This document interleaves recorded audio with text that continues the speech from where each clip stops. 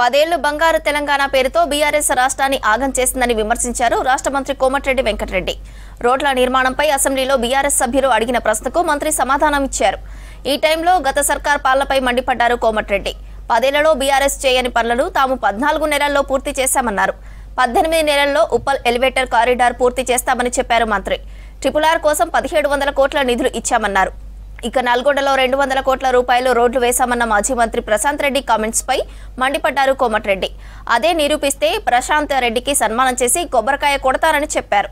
సభలో మంత్రి సమాధానంపై నిరసనగా వాకౌట్ చేసింది బీఆర్ఎస్.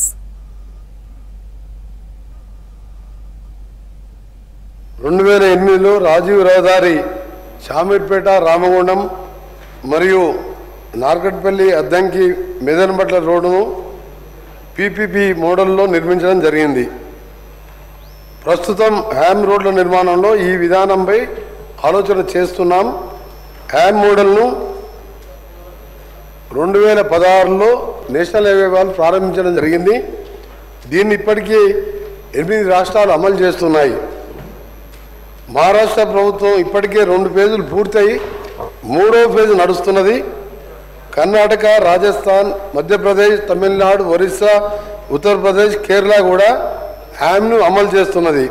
గతంలో టీఆర్ఎస్ ప్రభుత్వం ఉన్నప్పుడు కూడా జిహెచ్ఎంసీ పరిధిలో రోడ్లు నిర్మించేందుకు సేమ్ హ్యామ్ మోడల్ లాంటి CRMP comprehensive road management programme కింద రోడ్లు నిర్మించారు.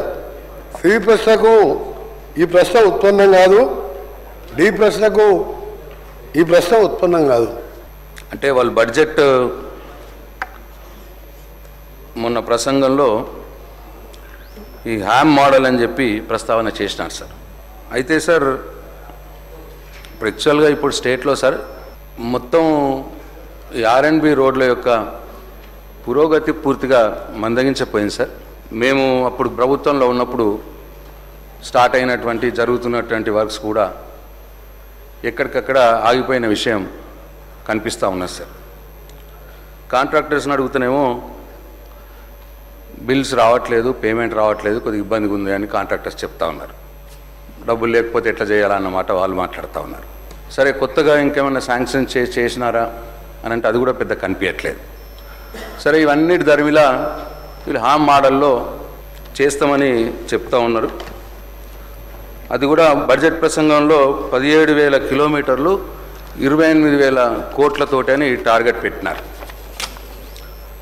సరే 17,000 కిలోమీటర్లు ఒక R&Bదేనా, దీంట్లో పంచాయరాజీ కూడా ఉంటాయి ఆ రోడ్లు. అది కొద్దిగా క్లారిటీ కావాలి సార్ మినిస్టర్ గారి తరఫు నుంచి. మేము 10 సంవత్సరాలలో 485 కిలోమీటర్లు కొత్తగా 4 లైన్లు చేసినాం. అది 1,154 కిలోమీటర్లు సార్. అంటే దాదాపు 22,000 కోట్ల రూపాయలు మేము 10 సంవత్సరాల్లో ఖర్చు చేసినాం.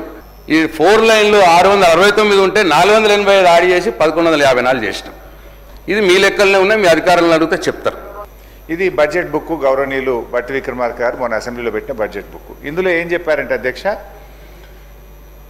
40% ప్రభుత్వ నిధులతో 60% ప్రైవేట్ డెవలపర్ల పెట్టుబడితో రహదారులను అభివృద్ధి చేస్తాం.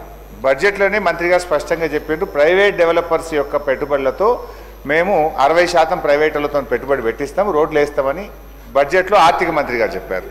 అసెంబ్లీలో ప్రశ్న అడిగితే ఈ గౌరవ R&B మంత్రి గారు ఏమంటున్నారంటే ప్రశ్నకు ఆన్సర్ లేదండి అని చెప్పారు.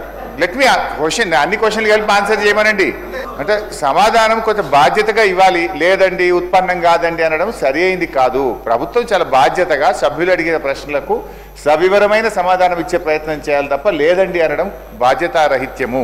ఆయన సమాధానం బాగాలేదు మంత్రి గారిది, మొత్తం నేను అడిగింది వేరను. ఈ ప్రశ్న ఇదే అధ్యక్ష, అందరు వింటున్నారు. నీ దాన్ని లేదని చెప్పిన, ఎందుకు దీన్ని ఉత్పన్నంగా లేదని చెప్పిన, ఎందుకంటే మేము పీపీపీ మోడల్లో పోదలుచుకోలేదు. మేము హ్యామ్ రోడ్లో హైబ్రిడ్ యాన్యుటీ మోడల్లో పోవాలని నిర్ణయించుకున్నాం. పీపీపీ మోడల్ వేరు, హైబ్రిడ్ మోడల్ హ్యామ్ మోడల్ వేరు.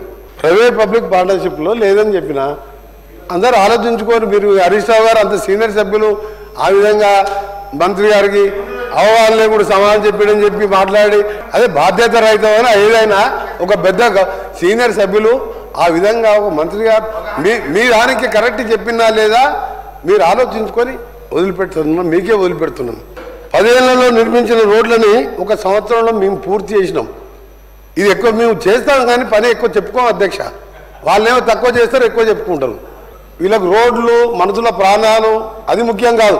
పెద్ద బిల్డింగులు ఉండాలి, బ్రహ్మాండంగా కలెక్టర్ ఆఫీసులు ఉండాలి, పోలీసులకు ఏసీ వెహికల్ ఉండాలి. దాని మీద ఉన్న ధ్యాస రోడ్ల మీద లేదు అధ్యక్ష. ఎందుకంటే రోడ్లు అనేది ఒక ఇంట్లో ఒక మనిషి పోతే ఆ కుటుంబం వీధిన పాలు పడుతుంది. ఎన్ని వేల మంది చనిపోయినా 10 ఏళ్ళలో మీరు వేసిన నిర్వాహకం చెప్పినా, 12 నెలల్లో మేము చేసింది చెప్పినా, మీరు 8,000 కిలోమీటర్లు వేసినారు.